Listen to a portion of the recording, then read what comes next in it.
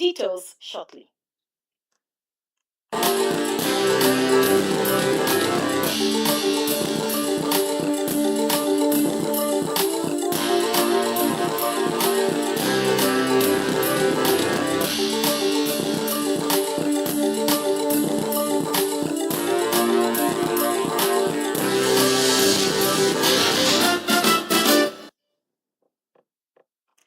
Glad to have you join us on Global News tonight. I am Theresa Gofwen. Minister of Education Rauf Tunji Alausa has declared that President Bola Ahmed Tinubu's administration is expanding access to higher education. Dr. Tunji stated that this will be achieved by removing the financial barriers that have long prevented many qualified Nigerians from pursuing their academic aspirations. In this regard, the minister said the president has invested over 1 trillion naira in the past 2 years to transform tertiary education through unprecedented investments in infrastructure, specialized training facilities, and modern learning environments. Alausa stated this during a meeting in Abuja with members of the National Committee for the Advancement of Occupational Therapy, Audiology, and Speech Therapy Education. He said the administration's reforms are designed to ensure that every qualified Nigerian, regardless of economic background, has access to quality higher education while strengthening universities, polytechnics, and colleges of education to produce the skilled workforce needed to drive national development and economic growth.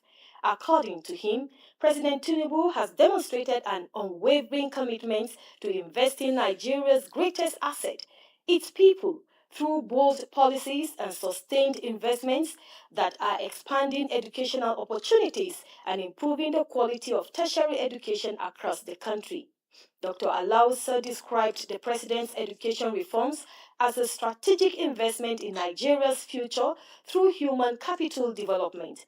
The minister said students have emerged among the greatest beneficiaries of the renewed hope agenda, with the federal government backing its commitments to quality education through unprecedented investments aimed at improving learning conditions and expanding institutional capacity.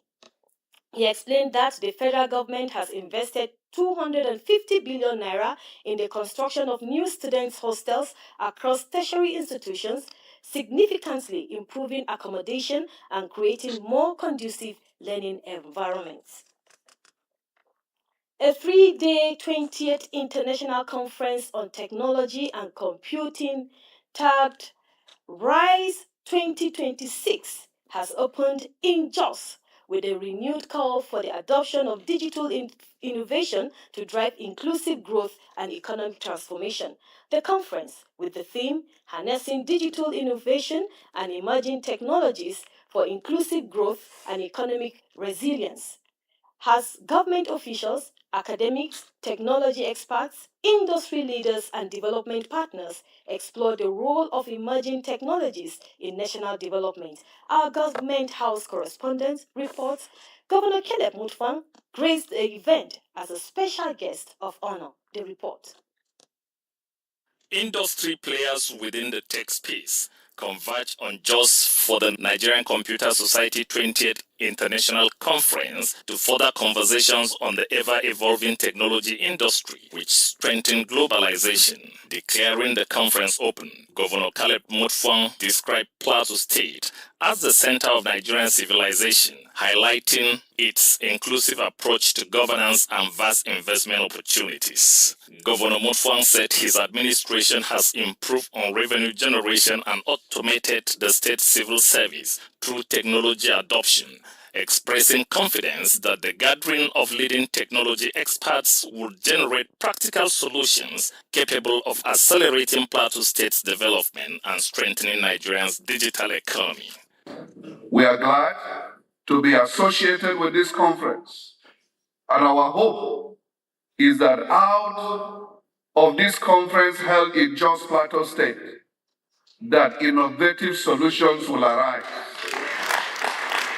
that will contribute to our national development. President of the Nigerian Computer Society, Sirajo Aliyu, said the rapidly evolving technology space has further strengthened globalization through digital tools, making innovation indispensable to economic growth. Professor Sirajo noted that achieving a digital renaissance required strong collaboration among government, academia, industry players, and development partners. Digital transformation should create opportunity for every Nigerian, regardless of geography, gender, age, or socio-economic status. It should bridge the digital divide, create quality jobs, empower small and medium enterprises, strengthen public service delivery, improve access to education and healthcare, and stimulate sustainable economic growth. The conference continues over the next 3 days with technical sessions, presentation and discussions aimed at advancing the integration of technology across critical sectors of the Nigerian economy. This is Timothy Tiem. Governor of Plateau State, Caleb Mutfwang, has extended his heartfelt congratulations to a distinguished international lawyer and renowned anti-corruption expert, Ibrahim James Pam, on his appointment as the Acting Director General of the World Bank Group's Compliance Advisory Ombudsman, CAO. He described the elevation as a remarkable achievement that brings honor to Plateau State, Nigeria, and the African continent. In a congratulatory message, Governor Mutfwang stated that the appointment is a fitting recognition of Mr. Pam's exceptional professional competence, impeccable integrity, and unwavering commitment to justice, accountability, transparency, and the rule of law. The governor observed that Mr. Pam's distinguished career spans several prestigious international and national institutions, including the United Nations, the African Development Bank, the International Criminal Court, the Independent Corrupt Practices and Other Related Offenses Commission, and the World Bank Group. According to the governor, this extensive wealth of experience has equipped him with the expertise, vision, and leadership required to successfully undertake the strategic responsibility entrusted to him. He noted that the appointment further reinforces Plateau State's enduring reputation as a reservoir of exceptional talent, integrity, professionalism, and visionary leadership, whose citizens continue to make significant contributions to global development. He urged the newly appointed Acting Director General to continue serving with the distinction, diligence, humility, and integrity that have defined his outstanding career, while remaining a worthy ambassador of Plateau State and Nigeria on the global stage. The Plateau State Ministry of Health has revealed that 441 suspected cases of cholera, 20 rapid diagnostic tests reactive, 6 laboratory culture confirmed cases, and 14 deaths were recorded between June and July this year in 4 local government areas of the state. Commissioner in charge of the ministry, Nicholas Bamlong, disclosed this while giving an update on the recent outbreak of cholera in Mangu, Jos South, Jos North, and Barkin-Ladi local government areas. Our correspondent was at the Joseph Ngongwok Secretariat in Jos, venue of the briefing, and now reports.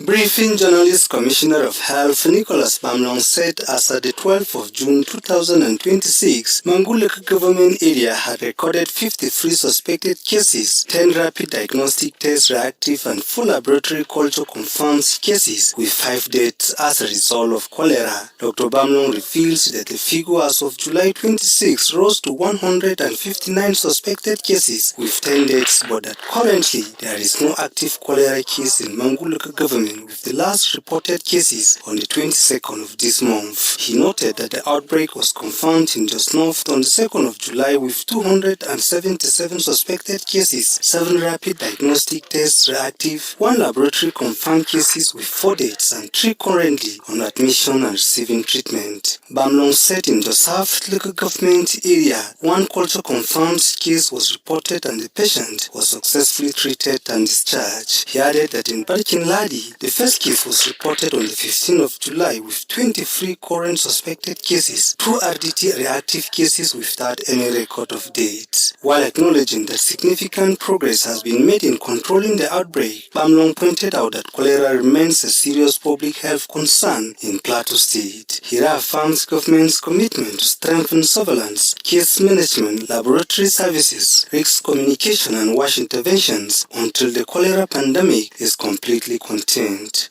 Plateau State Government, through the State Ministry of Health, therefore, remains on high alert and continues to strengthen all components of emergency response.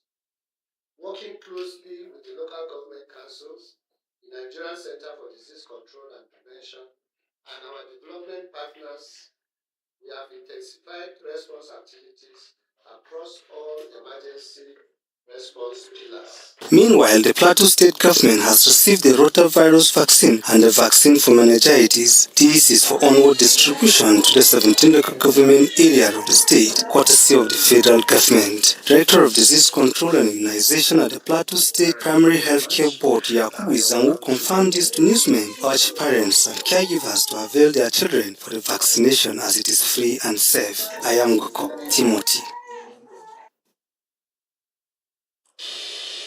State Commissioner for Health Nicholas Bamlong has commended Governor Caleb Mutfwang for strengthening the public health care system in combating hepatitis in Plateau.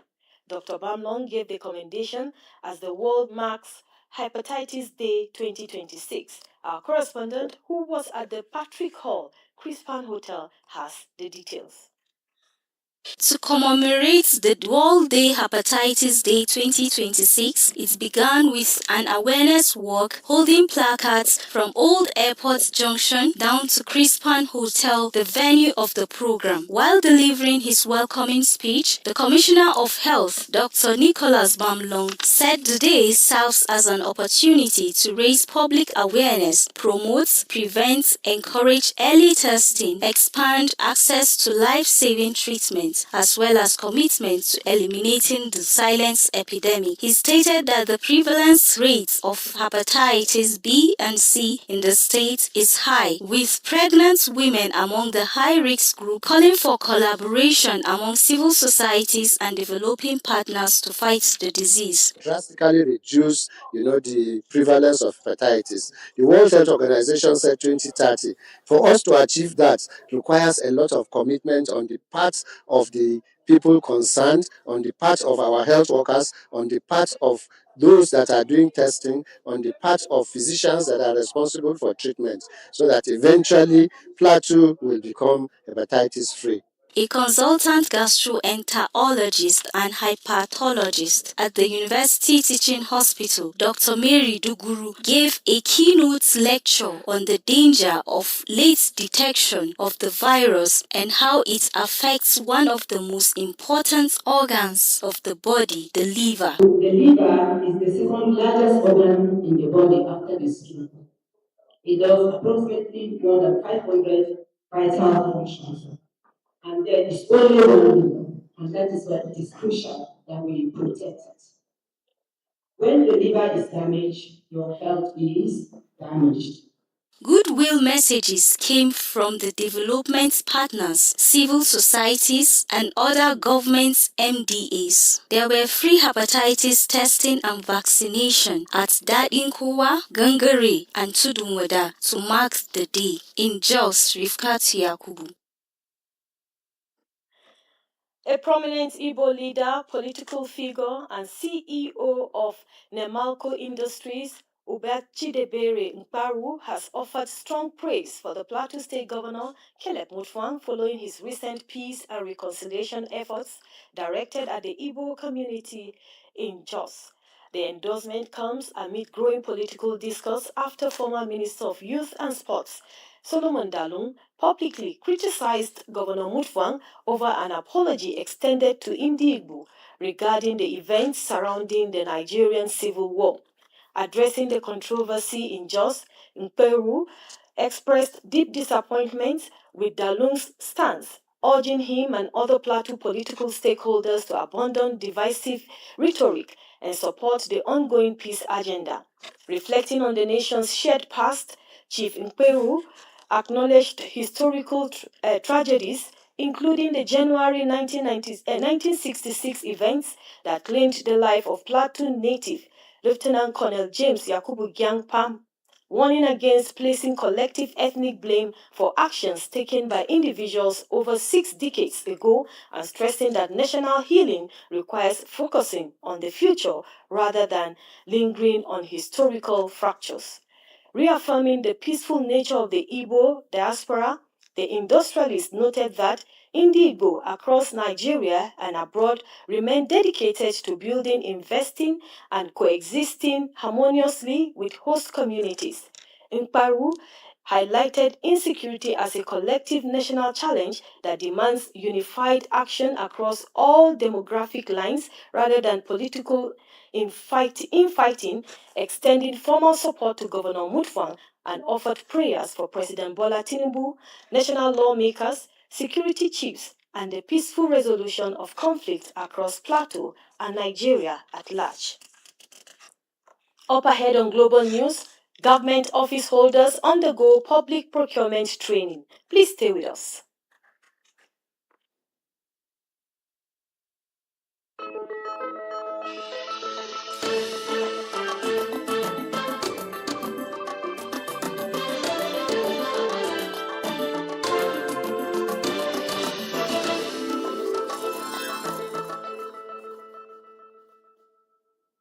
Glad to have you rejoin us. Proper monitoring of public procurement and ensuring due process in the state civil service is key to eliminating corruption and enforce accountability in public expenditure. Plateau State Head of Civil Service, Stephen Godongs, made the submission at a 3-day training on public procurement principles and the Plateau State Public Procurement Law for permanent secretaries, heads of agencies and parastatals, as well as procurement officers. Our correspondent was at the Crispan Hotel, Jos, venue of the event. The report.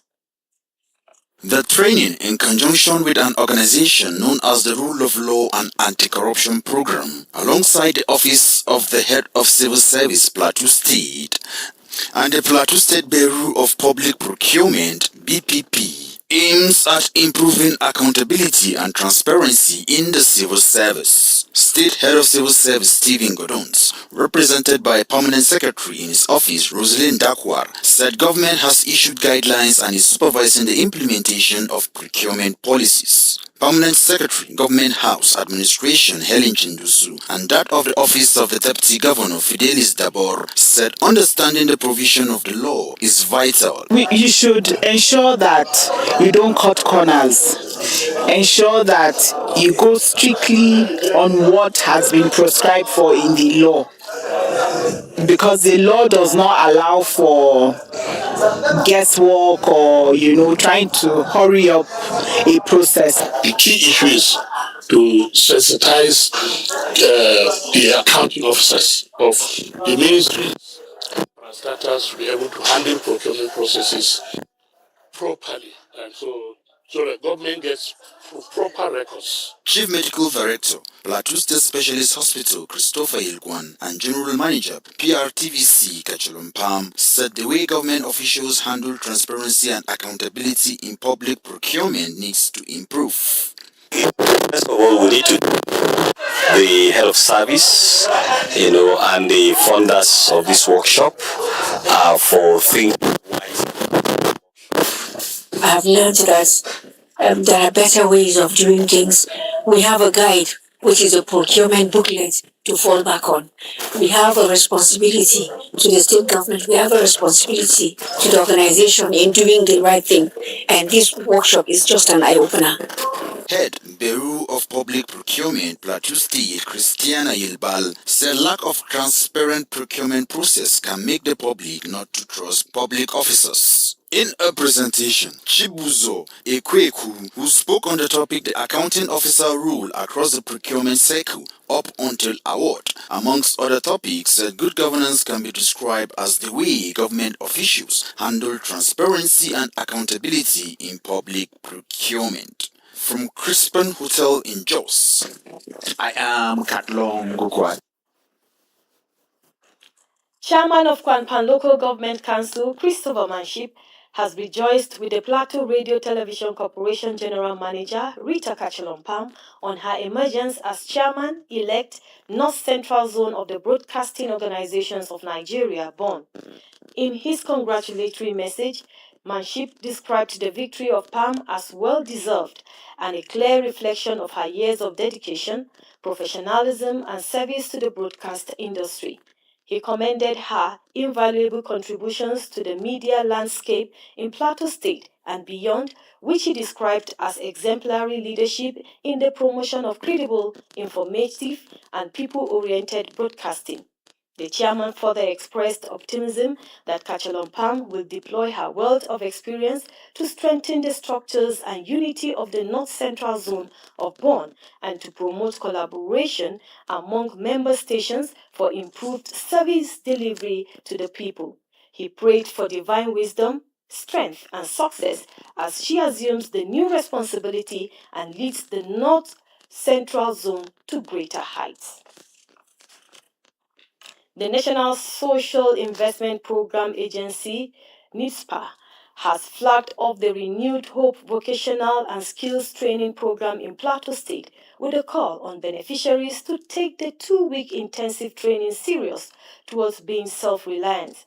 Plateau State Coordinator of NISPA, Mary Form, flagged off the training at the Government Science and Technical College, Bukuru, in Jos South Local Government Area. Our correspondent reports the training is simultaneously holding in 7 centers across the state. The report.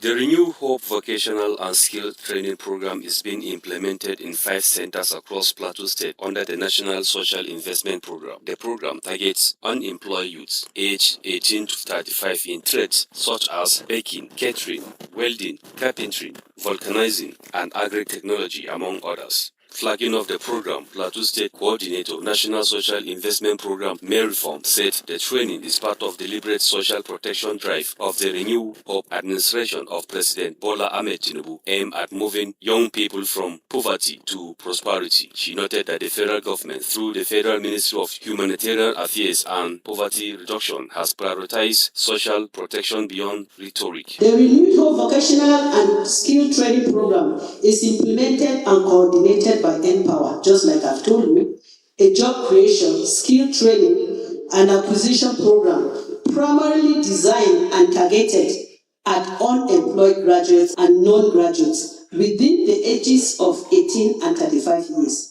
She said millions have benefited directly from the agency through skills acquisition, job creation, financial assistance, and social development. Also speaking, State Director of the National Orientation Agency, Kenan Pam, urged beneficiaries to embrace the opportunity and take the training seriously. In his remark, the principal of Government Technical College, Bukuru, Mr. Johanna Ruang, described the program as a welcome intervention that will empower youths and reduce restiveness in the country. Plateau State Program Manager, Empower, Mr. Alex Jang, congratulated the beneficiaries and urged them to give facilitators their maximum support throughout the training, describing the opportunity as one that must be maximized. Some of the beneficiaries expressed joy, stressing that the opportunity will enable them to acquire skills for self-employment and support their families. I'm a participant in this vocational training, yes, and I got the privilege to learn the skill of sewing, and I am indeed grateful for this. And I was given electrical installation, and at the end of the program, by the grace of God, I intend to start wiring houses and be self-employed and feed my family and even my old parents. In Joseph Longwell. Acting chairperson of the Plateau State Gender and Equal Opportunities Commission, Olivia Daziem says protecting children and vulnerable persons from trafficking, sexual abuse, and all forms of gender-based violence remains a key policy direction of the Plateau State government. Daziem stated this during the inauguration of a sensitization campaign for tertiary institutions in Plateau State, held at the College of Education, Gindri. Correspondent Benjamin Pam has details as presented from our studio. Gender-based violence, human trafficking, sexual exploitation and child abuse have continued to pose serious threats to the safety and future of young people, particularly students in tertiary institutions. To address these challenges through education and advocacy, the Plateau State government, through the Gender and Equal Opportunities Commission, has commenced a statewide sensitization campaign aimed at equipping students with the knowledge to identify, prevent and report such crimes. Acting chairperson of the commission, Olivia Daziem, said the awareness campaign approved by Governor Caleb Mutfwang will engage students, lecturers and other stakeholders across tertiary institutions in the state to deepen awareness of the devastating effects of human trafficking and gender-based violence on individuals, families and society, while promoting a culture of prevention and collective responsibility. To the female students, I say to you, know your worth, know your value. Your value cannot be measured by money or material possessions. But both male students and female students, together we can build our campus where everyone is safe, where everyone is respected, where everyone is able to achieve their full potentials. Provost of the College of Education, Gindri, Professor Lazarus Meguru, assured the Commission of the institution's commitment to supporting efforts aimed at combating human trafficking, sexual abuse, and other forms of gender-based violence.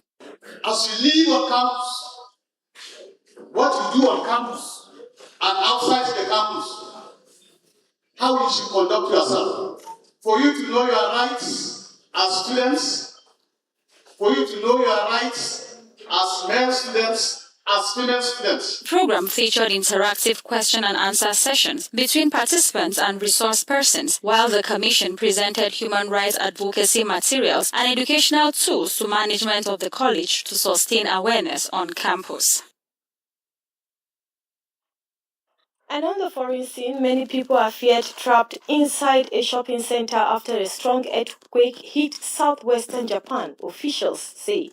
Media reports say 20 to 30 people are missing after a blast at the Eron Mall in Kashima Town, Kumamoto Prefecture, following the magnitude 7.1 tremor. The fire department said the center's second floor collapsed. In the city, several people are unaccounted for after a chimney collapsed at a paper factory. Police are quoted as saying by Japan's NHK broadcaster, the quake hit inland on Kyushu Island at 7:27 GMT on Tuesday, with about 300,000 people being told to move to evacuation shelters. A tsunami warning was lifted within 1 hour. The earthquake was strong enough to be felt in Japan's overseas neighbor South Korea. Japan is one of the world's most earthquake-prone countries, experiencing about 1,500 quakes a year. And that is it on Global News this evening. In the news, we told you that a 3-day 20th International Conference on Technology and Computing, tagged RISE 2026, has opened in Jos with a renewed call for the adoption of digital innovation to drive inclusive growth and economic transformation. The conference, with the theme Harnessing Digital Information Innovation and Emerging Technologies for Inclusive Growth and Economic Renaissance, has government officials, academics, technology experts, industry leaders, and development partners explore the role of emerging technologies in national development. State Commissioner for Health Nicholas Bamlong has commended Governor Caleb Mutfwang for strengthening the public healthcare system in combating hepatitis in Plateau. Dr. Bamlong gave the commendation as the world marks Hepatitis Day 2026. Minister of Education Rauf Tunji Alausa has declared that President Bola Ahmed Tinubu's administration is expanding access to higher education.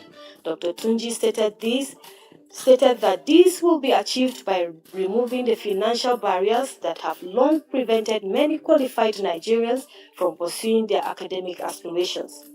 And finally, many people are feared trapped inside a shopping center after a strong earthquake hit southwestern Japan, officials say. Media reports says 20 to 30 people are missing after a blast at the Aeon Mall in Kashima town. That is it on Global News this evening. Many thanks for joining us. Thank you very much for watching.